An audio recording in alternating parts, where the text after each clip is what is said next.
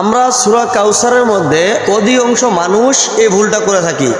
প্রিয় বন্ধুগণ, আমরা সূরা কাউসার 99% মানুষ মুখস্থ করি, কেননা এই সূরাটা সবচেয়ে ছোট সূরা, আয়াত মাত্র 3টি, যার কারণে এই সূরাটা আমরা সহজে মুখস্থ করতে পারি।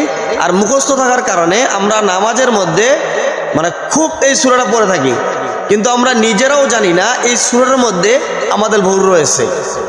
ভুলটা কিভাবে আপনাদেরকে আমি ক্লিয়ার করার চেষ্টা করতেছি।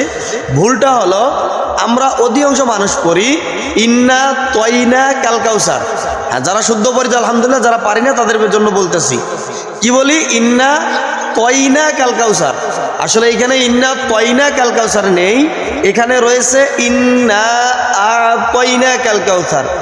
যদি আমরা ইন্না তয়না কাল কাউসার বলি, তাহলে ইন্না তয়না বললে হামজা আর আইন বাদ যাবে। আর যদি আমরা বলি ইন্না আতয়না, তাহলে হামজা আর আইন যুক্ত হবে। হামজা আর আইন যদি বাদ যায় তাহলে অর্থ বিপরীত হয়ে যাবে, অর্থ কম বেশি হয়ে যাবে। আর কোরআন শরীফের যদি অর্থ উল্টাপাল্টা হয়ে যায়, আমরা সকলে জানি আমরা গুনাহগার হয়ে যাব। তাহলে আমাদের নামাজের মধ্যে সওয়াবের বদলতে গুনাহ হয়ে যাবে। এই জন্য প্রিয় বন্ধুগণ, আসুন আমরা ভুল থেকে বেরিয়ে আসি এবং শুদ্ধটাকে গ্রহণ করি। আল্লাহ আমাদেরকে সে তৌফিক দান করুক। ভিডিওটা সর্বোচ্চ শেয়ার করবেন যেন আরও ভাই ভুল শুধরাতে পারে।